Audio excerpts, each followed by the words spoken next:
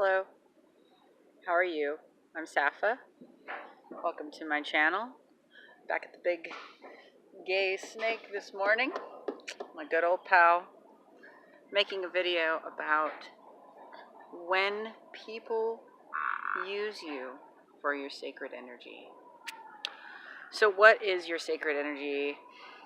Really, it's all of you, but especially your sexual energy, your creative energy, your compassion, your time, your space. The things that really matter to you, the things that you wouldn't just freely give out to anyone.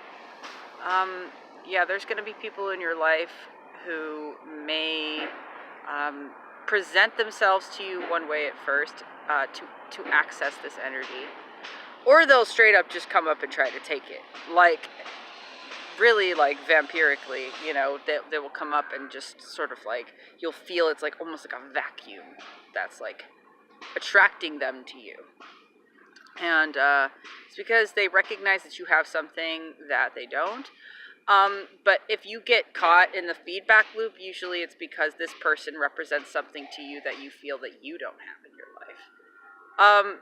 So this is why we, sort of want what we can't have a lot of times in relationships, and why people want you a lot when you don't want them. So there's a lot of interesting things that can happen with this dynamic.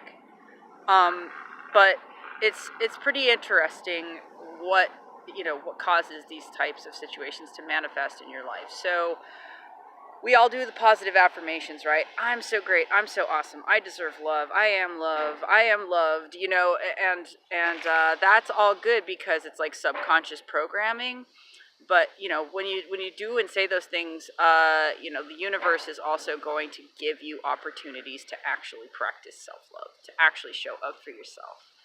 And so when people come into your life and end up using your sacred energy or try to use your sacred energy, then this is good. And let me explain why. So in one sense, it's not good, because if a person's not aware of what's happening, then they really can get used up and they really can get hurt. And it's really unfortunate that some people don't recognize what is sacred in somebody else. Like, for example, if you go around saying namaste, that means the light in me recognizes the light in you. And if you don't recognize the light in the other person and you're just saying namaste in like an empty fashion to sort of please a social standard, then it's a potential that you could be drawing on someone's sacred energy. And to an extent that we all do this, and usually to particular types of people that represent something in our lives. It happened to me recently, and I actually learned a lot from that experience. And I had this sense that it was all karmic, it was all fated, and a lot of the inner child emotions took over during the process of me, being involved, pretty deeply on my part with somebody who was only sort of pretending on one side so that he could have access to my sacred energies, particularly sexual energy. So yeah, of course that pissed me off inside, but I realized too that he's a reflection of my inner child's wounding that is buried deep in my subconscious, and I had asked the universe for an opportunity to resolve that stuff because it wasn't coming up for me, and I was finding it particularly difficult to do the completion process for that as well. There's many processes that you can use for inner child work, but ultimately the universe will put people in your path that will allow you to practice truly showing up for yourself, truly believing in yourself, not allowing somebody else's perspective, somebody else's opinion of you to define how you feel about yourself. And that's what happened. I didn't feel appreciated by this person. I expressed my true appreciation for him in the most passionate way that I possibly could. And, I was truly grateful and thankful for the things that he did do for me, the things that he did give me, but there was ways that he just couldn't show up for me, that I had to fill that in. I had to say, okay, it's my time to shine. It's my time to show up for me. And I did, and it felt great. And I cried. And that's the thing too, is I ended up purging a lot of old emotions, particularly having to do with my illegitimate father, my surrogate father who abused me, just general toxic masculinity that I've experienced in my life. And it's not always guys who do this. It's people of all genders who can be, who can use you at one time in your life, and that doesn't necessarily make them users, but they might not be able to fully appreciate the light in you, to truly see how amazing that you are, and the opportunity that they're missing, to give themselves enough. Because what's happening too is they're afraid to give themselves because they fear that they're not enough. They fear that if they give themselves to the situation in a real way, that they're going to be taken advantage of and they're going to be used. So it's the whole theme, the whole underlying theme here is people trying to meet their needs in a way where they don't have to give a lot because they don't feel that they have a lot to give. And that's really unfortunate. But you have to remember that if you attract these people into your life, that they're a reflection of something that is deep, deep down inside of you that you most likely have avoided, don't want to see, don't want to deal with.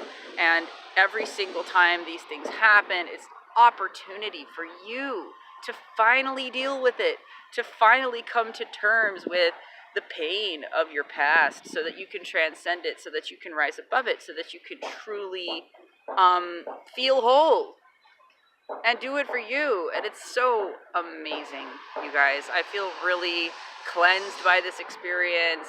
I feel really confident, and I feel really happy that I was able to recognize something and actually say, like, this person doesn't appreciate me. That's okay.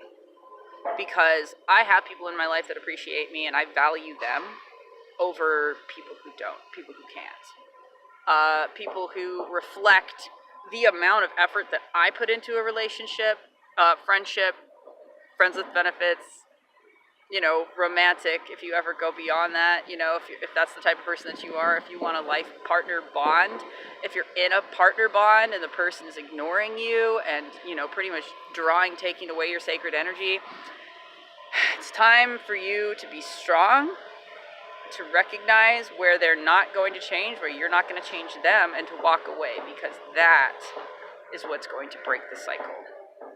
When you walk away from somebody who's not giving you what you need to give yourself, that is when you will begin to attract more people into your life who are giving you that energy, because you're making yourself whole. You're giving yourself what the other person can't give you. And it's okay to be mad at them, but, we're not mad at the blind for not being able to see. I mean, they can see in different ways. This is not like an indictment of people with disabilities, but people, everybody has things that they're not able to do, and you have things that you're not able to do. So forgive yourself for not being able to do certain things. Like, for example, with this person that I was recently, seeing and giving my sacred energy to, my heart, at one point I was laying next to him and my heart was screaming, yeah, he's not the one. Get the fuck away from this guy. Like, he is poison to you. Don't do this to yourself. And I heard that and I was like, silly heart, what are you talking about? I'm having a good time. Shut up. And I seriously did that. And it was a reflection of how I was treating myself. How he was treating me was a reflection of how I was treating myself. I finally saw that, and I apologized to my heart. I'm sorry, heart. I'm sorry that I didn't listen to you. But I also forgive myself, because the reason why I wasn't listening to my heart is because all the dinosaur bones, all the fossil fuel, the toxic crap inside of me was being expelled, and it was kind of taking over, because, I went through Kundalini Awakening. That's kind of what happens when you go through Kundalini Awakening. So go watch my video on the first stages of Kundalini Awakening. I'm going to be making more videos about that. That's generally what will happen, is that the inner child will kind of like be in the driver's seat for a little bit, and you just have to recognize that it's happening and allow for it to hold space for your inner child, because you don't have to let the inner child completely take over. But if you express your feelings to the person, if you express your emotions, then they can kind of witness it a little bit, and you can see the feedback from there and how you are being reflected to yourself. So if the person can't hear you, if the person can't see your emotions, that means you're not hearing your emotions. you're not seeing your emotions. So when that happens, you got to figure out a way. If you haven't practiced that yet, you don't know how, this is your chance. This is your time to practice self-love. I'm going to be making more videos about how to do emotional processing, how to do inner child work, my results with using the completion process by Teal Swan, my results with doing shamanic journeying, also just allowing my aura to be supercharged. Ask my guides to supercharge my aura as often as possible, especially when I'm going through hard stuff like this, giving myself space and time, not putting all of my energy into other things when I'm doing emotional processing and when I feel like I'm just going through something hard, stuff like that. But truly, there's an expression, don't throw pearls before swine, but the fact is, pigs are adorable. You just want to cuddle them. And there's nothing wrong with pigs. They exist, but they don't appreciate pearls. They just don't.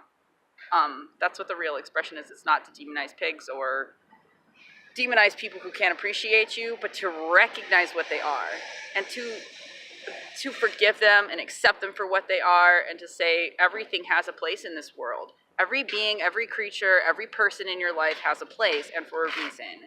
So if you can recognize that, then you can break these karmic cycles. Go watch my video about karmic cycles to understand more about that. Okay. So I think I've said enough on this topic. Please comment on, any of the stuff that you've been going through, or, if you felt helped by this video. I appreciate if you like, if you subscribe, if you share it with your friends. Thank you so much for listening today, you guys. I really appreciate it. Namaste. Blessed be. Mwah. Ciao for now.